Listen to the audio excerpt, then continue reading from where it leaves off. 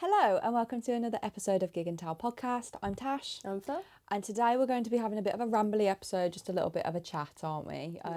We again haven't been to another concert anytime recently, so we've got nothing to review. But we thought it would be quite interesting to talk about phones because we were having a discussion recently about whether phones ruin live music now.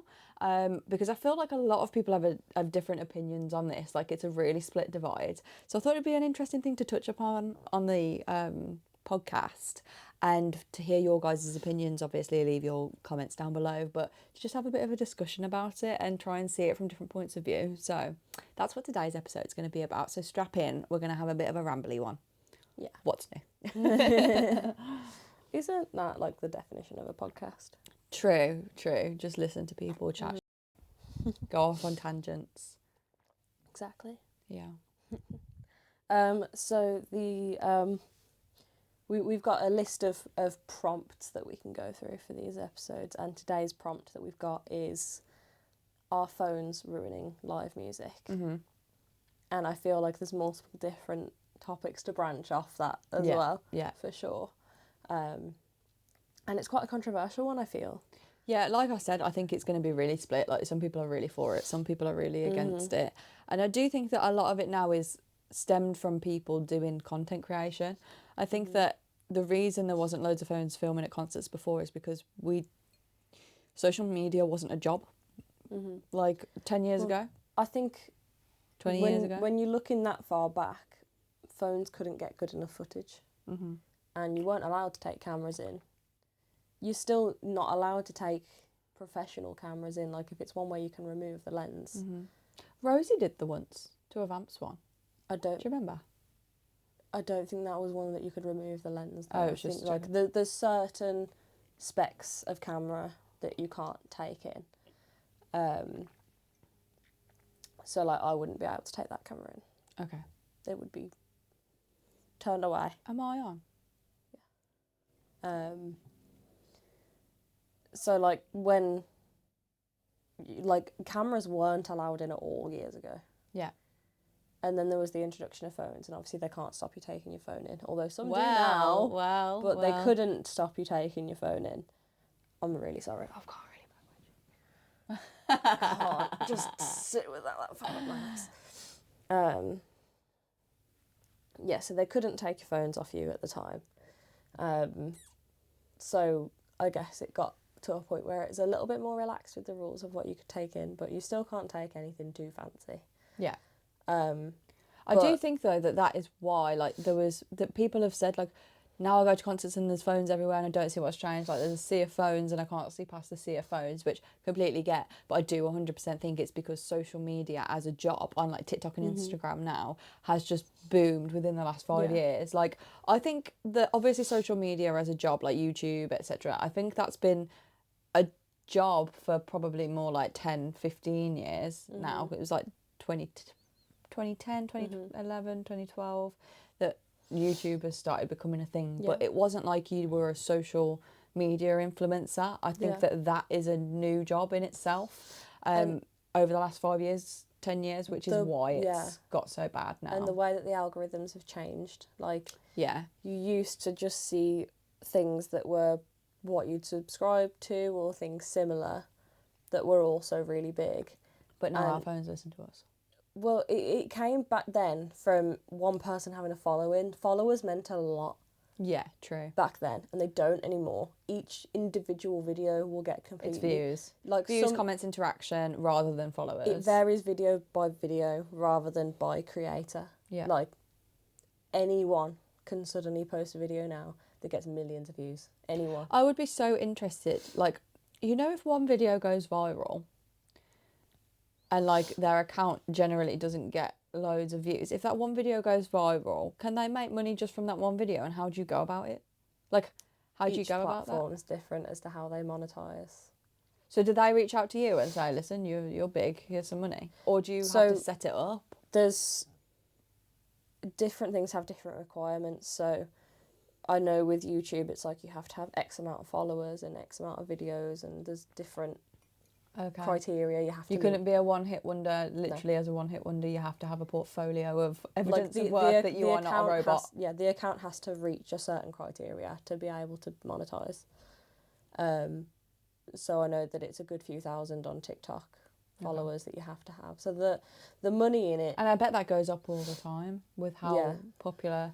Yeah. So because anyone does it now, it's not just the select people that have got millions of followers. Yeah.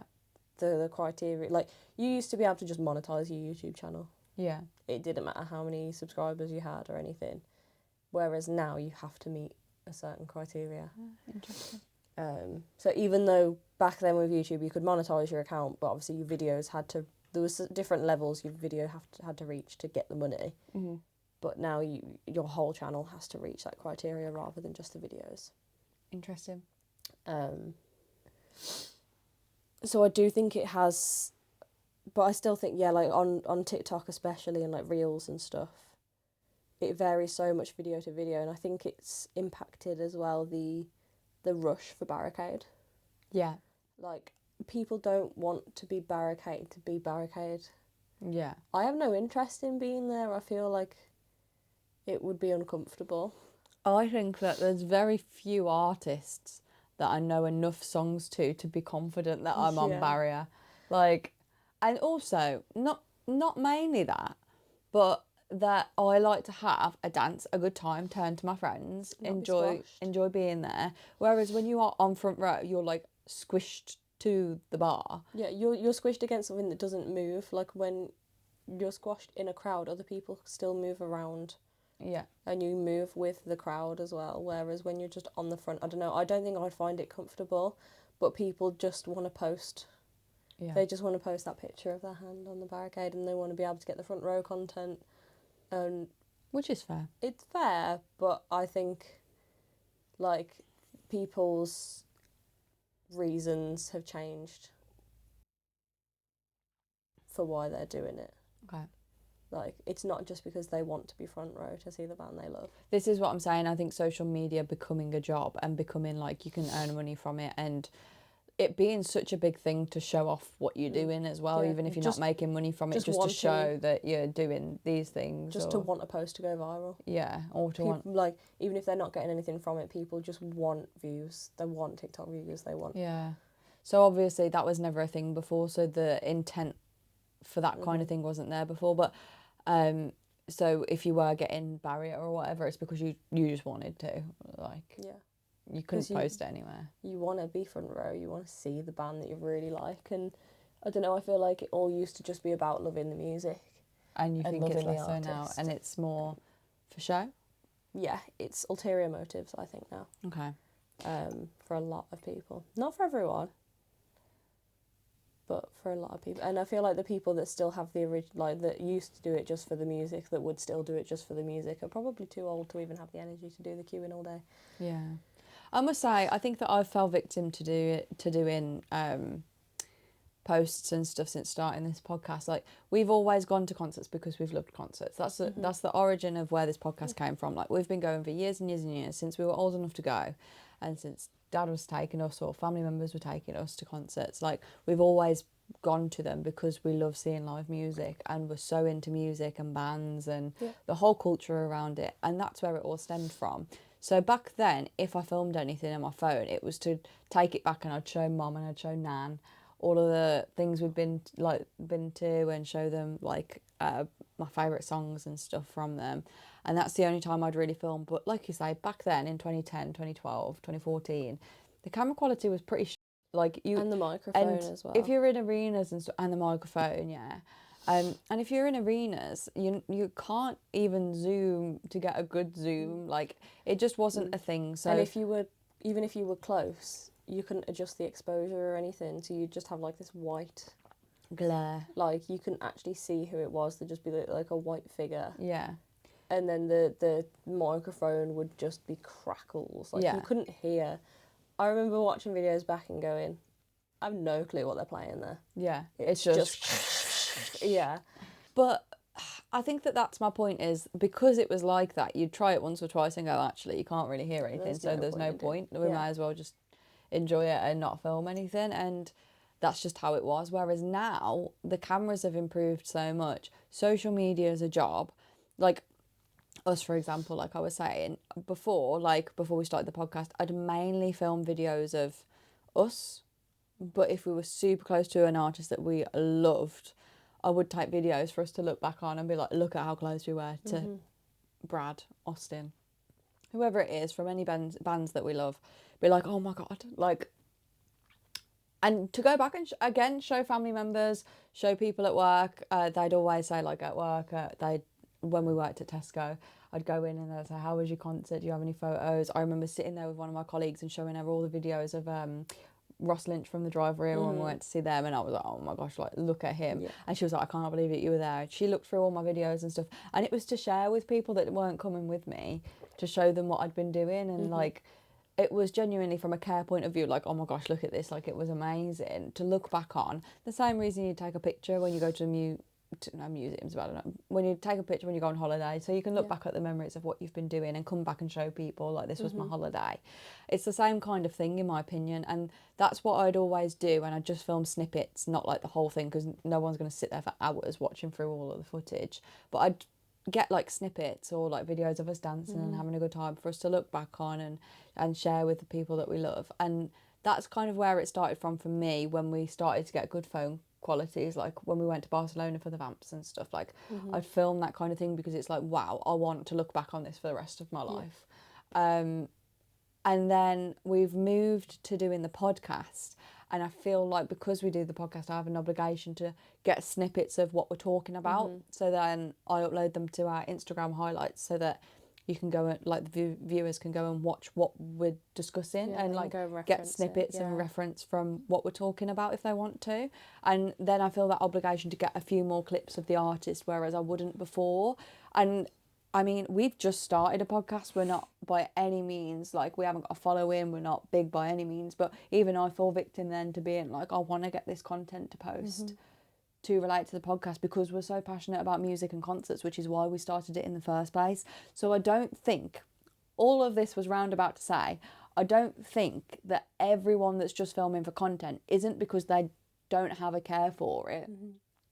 More so that they've had, so obviously not everybody, but that they had this overall love for it for their whole life, that now if they're using it as a platform to try and make a living or to get views or whatever, it's probably because, they've had that whole love their whole lives. So if you can make a career out of it or whatever, like, if that's how you can earn your living when it's something you're so passionate about, then that's probably why they're filming it and trying to go viral, etc. Is a very roundabout way of what my point was. Does that make sense? I think it makes sense. Cool. So yeah, I take a lot more content now just because, like I say, for the podcast. So I do feel like maybe that is the case, that these people have also loved music their whole lives, decided to try and pursue it as some sort of hobby or career or however you want to put it. I mean, to be fair, when I said that, when I've said it's changed, you know, like, people don't get to the barricade now to be at the front and enjoy it. They get there for the content and all of that. I was imagining much younger people. Yeah. So they've not got the, I've loved it my whole life. Like, they've only started going to gigs because it was on TikTok. And now they just want to go so that they can get there. Like, it's not to say that they're, like, obviously they're not going to spend the money to go to an artist they don't like. You know what I mean? They're obviously going to go and see an artist they like, and it's not going to be that they're going just to film videos for TikTok, but I feel like a lot of it has changed that way. Like, people's motive to queue isn't to be in the atmosphere, because the atmosphere is not even in the front anymore. No, it's not. Because everyone's got their phone up. Yeah. The actual best atmosphere is a few rows back. In the middle, yeah. Like, so it's crazy how it's changed that as well. Yeah, it definitely has. And I don't have anything against anyone that wants to film parts of a concert, because I do think that, like, a lot of people make their money from it. Like, a lot of people were saying about Coachella, I say recently, it's not that recent anymore, but saying that all these influencers aren't going because they love the artist, they're going for the content, but they're literally paid to go there, so it's different. I count Coachella different to. It's not a festival. It's not. It's an influencer gathering. Yeah, it's a festival, but it's an influencer festival, not a music festival. Yeah. Like, obviously, the musicians that play are crazy talented and they're always huge, and it's not to say that their performances aren't amazing, but the point of Coachella isn't to go and see the music. People aren't paying that amount of money just to go and see Bieber or whoever's playing, right?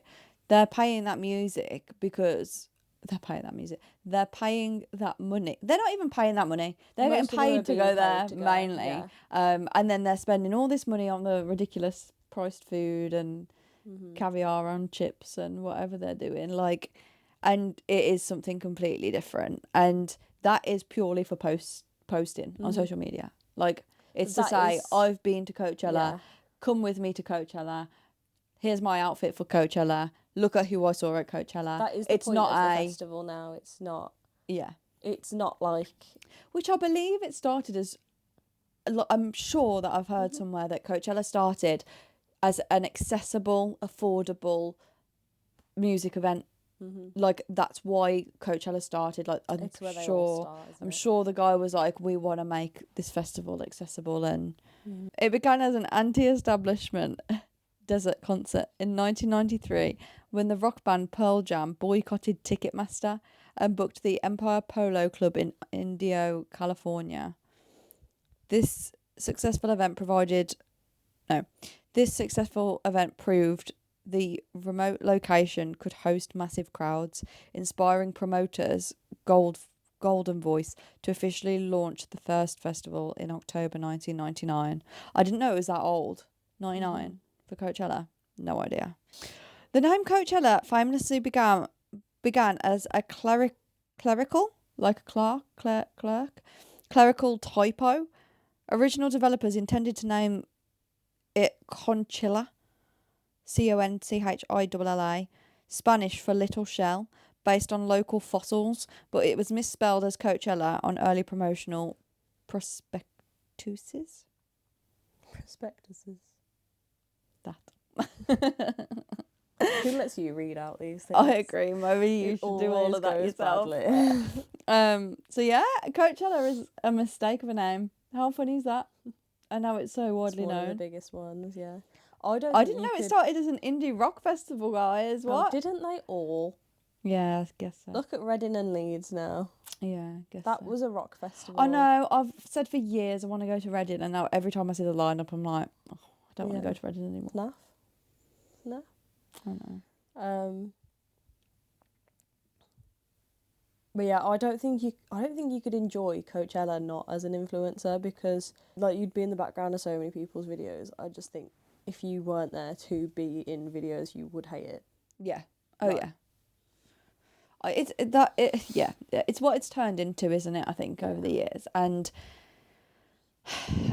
I just think that concerts are more going that way. Like I think that concert culture has blown up massively over the last few years. Like people going to concerts on TikTok and stuff. Like I genuinely think it has made it such a big thing that other people want to go to.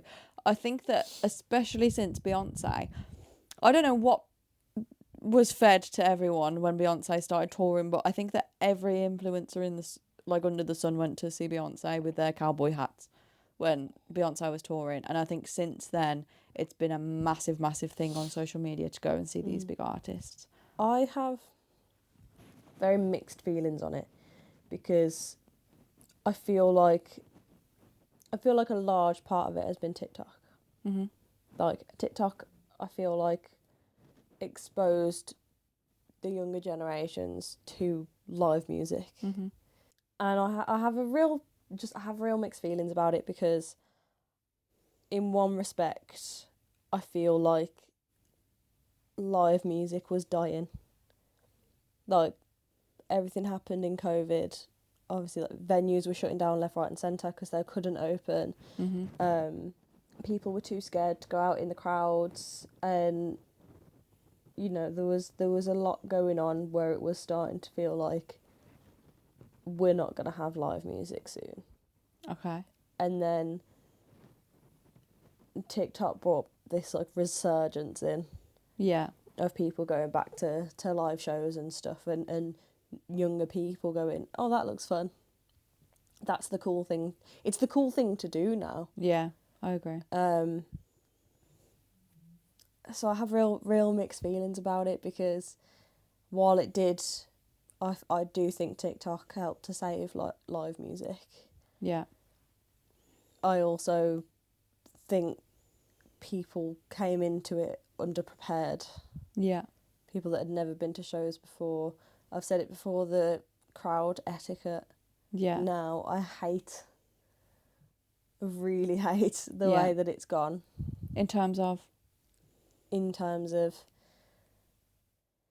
a lot of it, in terms of constant phones in the air. I get it, get a few seconds and put it away, you know. I get 30 seconds. I watch the timer, when it gets to 30 seconds it goes away, or the end of the chorus and it goes away. This is where we get back to the original topic. Our true feelings. Yeah. In terms of the refusal to move. Yeah. People have got their spot and they refuse to even take a step back to let you come past. Yeah.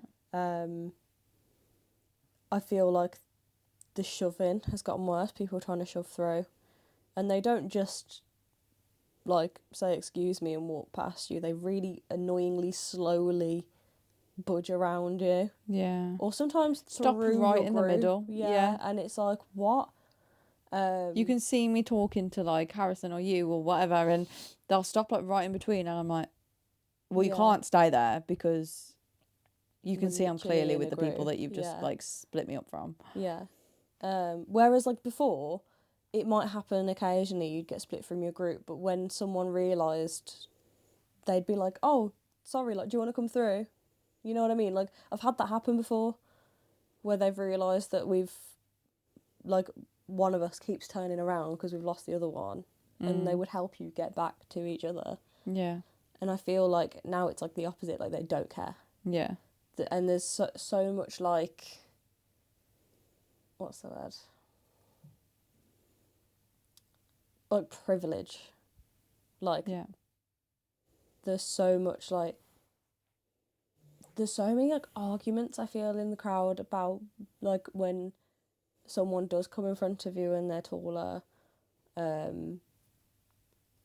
or if you're next to someone who's moving around a lot and you're not someone who moves around a lot, and it's like, move then. Doesn't need to be an argument, just move a couple people over. I will never forget when I went to a Water Parks concert the once, and Austin literally said, everyone get up on shoulders. I got up on shoulders, and the girl behind Harrison kept tapping him and saying, put her down, because she couldn't see. Harrison was like, no, like, everyone's on shoulders. Like, it's not just like I'm just blocking everyone's view because, like, through the whole show. It was like, no, like, he's asked for people on shoulders. Sorry that it's pissing you off, but move or get on your friend's shoulders. Yeah. Yeah. Like, and they were so rude privilege. And entitled, and it was like, I don't know who you think you are, but you don't tell us what to do. Mm-hmm. Austin tells me what to do. Yeah, like, I don't know. There's so much about crowds that annoys me now that it just gives me such mixed feelings. Yeah. About it all.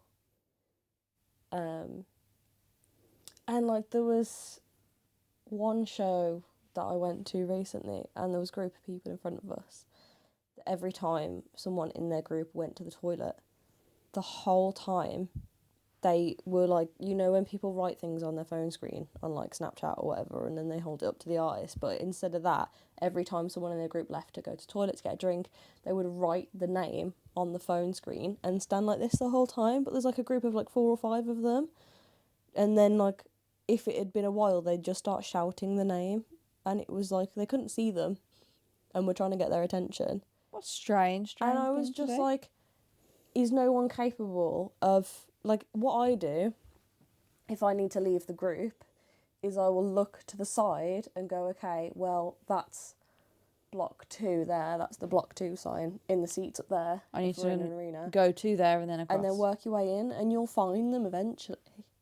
Like, and then we do this if we know it's been a long time, or you'll drop a message, or like standing there the whole time with a group of 5 of you with the name Brad on your screen doing this to try, because that was actually the name on there, trying to get the person to find you again. And I'm like, and then the people got back, and it was like, I don't know if it was like their dad or something, but I was like, surely he knows how to find his way back in a crowd without that. What did he used to do when he was younger? Yeah. Exactly what I would do. You look at your surroundings. Or if there's someone really tall next to the group, look at what they look like. Yeah. And look for them. Yeah. You recognise the people around you. Yeah, definitely. Like, I don't know, that was like the most bizarre thing I've ever seen. To keep doing it like the entire time that someone's away, I get it. gone. Like, if you get a message saying I'm struggling to find you, then I get it. I know a lot of people put their like torch on or whatever. Yeah, but I feel like like doing it the whole time. Yeah, it's a bit strange. Like, okay, come on now, and it got to a point where like the whole crowd was turning around and shouting this name, like in this patch that we were in. So you were being Scrooge and everyone else was joining in on the fun. It wasn't fun though. Like, I'm trying to watch what's going on. Yeah. If it was in between acts, don't care. Do what you want. Oh, this was while the music was on. While he was on the stage. So I was just like, why are we interrupting the show? Because a grown man can't find his way back to his group. Yeah. Like, this isn't fun to watch. Fair enough. Like, it's actually very annoying because they were the group in front of me. That's fair enough. And they literally, like, people were, like, passing the phone around. So, like, there was someone who was taller next to them that held the phone for them that wasn't even part of their group. You don't need to be tall if your hand's stretched up in the air. Yeah, and I was just like, I'd be, like, fuming if that was me, having to do that for someone else. I don't know. The whole thing was just a bit like, what? Yeah. Like, I don't know. Weird. Weird. I've never seen that before. Do viral moments matter more than the talent now? Because I feel like that we all know most of the things you see online are fake. Yeah. One of my most viewed reels on Instagram looks like it was caught my boyfriend doing this. It was fully planned. Okay. It was a fully pre-planned video. I didn't catch him doing something. Yeah. He went, I think this would be a good video. Yeah, yeah. And it's got, I think, just under 40,000 views. Yeah. So it's nothing crazy compared to most viral videos, but obviously we know so many are planned. Yeah, yeah, yeah. I feel like people use that. To their own advantage. Yeah. So, like, artists and musicians that are just starting out, they'll do things to try and go viral. Right. Rather than showing off what they can do. Like, it's not about talent. The music. It's about, I've gone viral for this, and now I'm here. And don't get me wrong, it's worked out well for many. Yeah. Kian DeCrow, I found him on TikTok when he used to post videos that were things I've learnt since living in an apartment with two girls. And it was funny, and it was humorous. And the next thing you know, he's playing I guess it's because it's more relatable. Yeah. So people are going to be more intrigued to watch because they're relating to it, I suppose. Whereas if someone's like an amazing singer, let's be real, like most of us are not. So it's like, okay. Like, and there's also so many singers on TikTok, and obviously loads of famous artists that sing and stuff now, that it's like, okay, well, we've seen it before, maybe. Yeah. But it makes you wonder what you're seeing on stage as well, I think. What do you mean? Like, wondering how real some moments are. Okay. Or how curated they might be, because, someone will film it and it will go viral. I thought that about Lewis Capaldi, because I was heartbroken when I found out that his, like, whole skit around his speech impediment where... What was it? Do you remember? No. There's one song where he would, like... Hold on, let me restart this when he story. wouldn't sing? Yeah. It was just Someone You Loved, wasn't it? I don't remember enough to comment on it completely, but there was something that he did that I thought was, like, really funny or really emotional. I can't remember. And I thought, like, it was something around his tics. And I thought, that felt like a really special moment to be a part of. Or, like, I can't believe we were there for that kind of thing. And then I found out that, actually that's a bit in the show. That he does it at every show. Yeah, it's in Someone You Loved, and he would stop singing, and he had his twitch, didn't he? Yeah. And he'd be twitching, so it was like, was struggling too much to be singing along, so the crowd took over for him. But he did it at every show. And he'd do it at every show, and I thought, that I think that's a prime example of people are going to film that, it's going to go around, it's going to go viral, and be like, oh, everyone's started singing because Lewis Capaldi's got his tick or whatever. And I thought, oh, that's such a special moment to be a part of. And then I found out that he was doing it at every show, and then I was like, oh.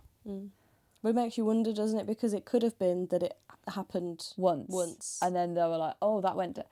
It was authentic, and then it went down really well, and then they were like, oh, actually, that might go down really well at every show. Yeah, that could be the case. And everyone has their own thing. Like the one that's on my feed constantly at the moment is the Zara Larsson Lush Life dance. She gets someone up to do the viral TikTok dance with her. Okay. So obviously everyone's learning this dance. There's so many TikToks of people doing this dance, and then you've got the TikToks of the people getting up and doing the dance with her. And then there's the people who seem like huge fans. They get up and they absolutely do not hit the dance at all. And it's like, to be fair, as someone who is not up on the stage in front of thousands of people every night, probably pretty nerve-wracking. I'd probably forget the dance too. Yeah. Are they just being silly? Some of them get up and they don't do the dance even slightly. And it's like, are you just being silly to go viral? Yeah. Like, there's so many different things that you question. Also, when artists get people on stage to play part of a song, are these people pre-chosen at like the meet and greets, the VIP things, the sound checks, etc., to be like, oh, you want to, like, we could make this a bit in the show where I point at you and say, you can play this, you're telling me you can play this, come and play it then. But it's actually rehearsed. I think I've heard of that before. And then that's made me wonder every time, has this been rehearsed beforehand, or is this actually genuinely this person can just play and they're just getting them up there and then? I mean, I don't think there's anything wrong with that. You want to make sure the person that's coming up... No, but the point was so that it will go viral or whatever, people will film it. So it's a way of promoting it, and it's not about the talent of the artist, it's about something around the show that's different. Yeah. The point that I was getting at. And I know that they've done it, like, artists have done things like that for years, but I feel like it used to be it would be a promotional thing, but not necessarily to go viral. Like, you know, they had the One Less Lonely Girls that Justin Bieber would pull up, but it wasn't... I mean, I suppose going viral was just starting to become a thing then. Maybe. But it was more... It was smart promotion, because anyone that didn't have a ticket yet, if there were still tickets left, would be like, oh, I have a chance to go on stage, maybe be picked to go on stage. And again, that's not around the talent of the artist, it's about your personal gain or traction around something extra around the artist. Whereas, like, for me, someone telling me a story like that happening on stage, I'm like, oh, that's cool. But it doesn't necessarily make me want to go and see the artist. Yeah. Whereas if someone comes back and they're like, they were insane, they had so much talent, like, they played so well. The voice is just like the record. Yeah, that's going to be, like, even if I don't know anything about the band, that's going to make me go, they're worth seeing. Might go and see them. Yeah.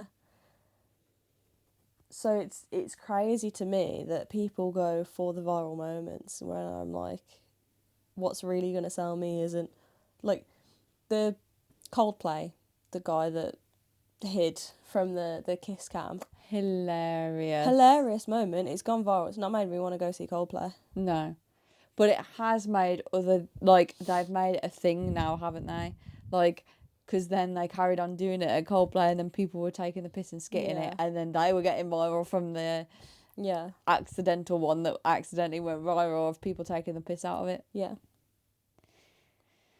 So it works as promo for the band, for sure. It does. But... Is it taken away from their talent? Yeah, like, it doesn't make me... Like I say, that didn't make me go, oh, I want to see Coldplay. It's nothing to do with Coldplay. So all in all, yes, a great promotional tool. However, it's not that is taken over from... What was the whole prompt? Is a viral moment's more important? A viral moment's more important than talent? No, because the viral moments will go around and everyone will talk about them, but they're not getting them to go to the concert. No. People talking about the talent of the artist will get them to go to the concert. So overall, it's talent over viral moments, but viral moments are just good at promoting the artist. Unless it's the opposite and good at cancelling the artist as well. It works both ways. I think fair play to the people that come up with their creative marketing, because, like, I mean, the whole thing of water parks with is Otto a serial killer. Yeah. It actually got a crazy amount of attention. Yeah. On like TikTok and stuff, because it was relevant. Everyone at that moment in time was watching true crime. Yeah. And there's still the people that are true crime fans are still watching true crime, but everyone was watching it at that point. Yeah. Everyone had been watching true crime stuff.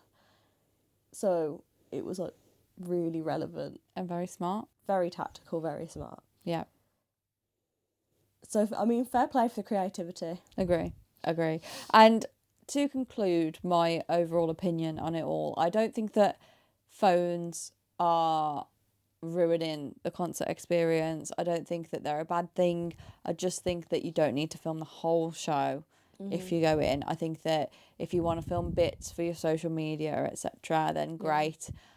We mainly try and film like our outfits transitions and stuff, because that's outside of the concert, and then like a couple of bits at the concert for us to look back on. But like, I think that there's a happy medium of I don't think that phones should be banned altogether. I really don't. Yeah, I am intrigued like what the gigs are like where they have the pods that your phones go in. Yeah. I'm intrigued. I've not been to one yet. But I think the way that I see it currently is a bit like how doctors talk about junk food. It's fine in moderation. Yeah. But don't do it all the time. Yeah. I think that's how I feel about it. Like, fair enough. I like a little bit of filming. I like to have a little clip to look back on, or like you say, to show whoever and be like, look at how good this was. But if the person in front of me has their phone up the whole time, I'm like, Too much. Enough now. Yeah. Agree.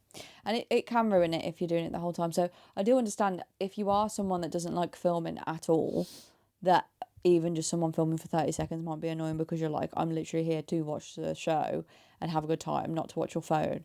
But in all fairness, I can rarely see anyway. Like, so whether someone's filming in front of me or not, my view is probably obscured by something anyway. There's been some where that's what we've used to watch it. Look at Neck Deep when we couldn't, and years before that when there weren't really many phones that had the crazy good zooms. I remember standing behind people with a good zoom and we couldn't see from where we were, and I would just watch on their phone. Watch it on their phone. So I can see that. I can see that perspective too. Yeah. But yeah, I stand by. I think it's fine a little bit in moderation. But like, it irks me when there's been something that's happened at one of the first shows on the tour, and then for the rest of the tour, at like Juno Positions, that moment where everyone but we've done it, so we can't comment because we got our phones out for the Juno pose. But I hate doing it. I know. Like, I was like, have my phone for that, because I don't want to be like the one filming. Like, there's gonna be, sometimes I watch shows and I think, well, I could get a clip of this, but there's gonna be so many videos of this online that are better. That are better, or so many from the same angle that I'm like, what's the point? Yeah. What's the point in just being another phone? Yeah. I do think it takes away as well from the photos and videos of the professional ones that they're taking of the crowd, because when an artist is getting those pictures of like them like in the crowd or whatever, when you see a bunch of phones, it does take it away, like in comparison to just seeing all the fans like having a good time and cheering and trying to grab the artist's hand or whatever. Like, that obviously looks a lot better content wise for the artists' social media than just loads of phones. Yeah. So that's sad in that sense, but I hate seeing the sea of phones, like when they get to the last song in the encore and you know it's going to be their biggest one. Was it the Vamps that said that one time? I think it's during Somebody to You at the end. They were like, just for this last bit, everyone chorus. Put your phones away and just enjoy it with me. So you've got they've basically done the whole song and then they do the chorus again at the end, and he's like, just for these last 2 minutes. Yeah, just put your phones down. Phones away. Be in the moment with us. And the amount of people that still... I don't know, I feel like a lot of people listen. But the even just seeing if there was a handful of phones up. It was like, come on. Do as you're told. It's just like, you know. Manners. Yeah. I agree. You've had the whole show to film. He's asked you for 2 minutes. Yeah. To put your phone away. Yeah. I don't think that's hard to do. Don't be disrespectful. Yeah. Fair enough. Time and place. And Fair it enough. was the rest of the show. Yeah. Fair enough. Mm. I think that we've probably rambled enough now to end this episode here. I do not envy you having to edit this episode. You're going to be like, how many times have we repeated ourselves and how many things can I cut out? But either way, thank you very much for watching our little rambly episode. Do you feel like you have anything you need to add, or you've concluded happily? I'm good. Excellent. Well, thank you very much for watching another episode. We really appreciate your support. Please let us know your opinions down below, whether you agree with us, disagree with us, if you have any strong opinions. If you have any other topics you think that would be interesting to hear us talk about, feel free to comment those too. And I think that's it for now. So until next Thursday, thank you very much for watching, and we will see you with a brand new video next week. Bye.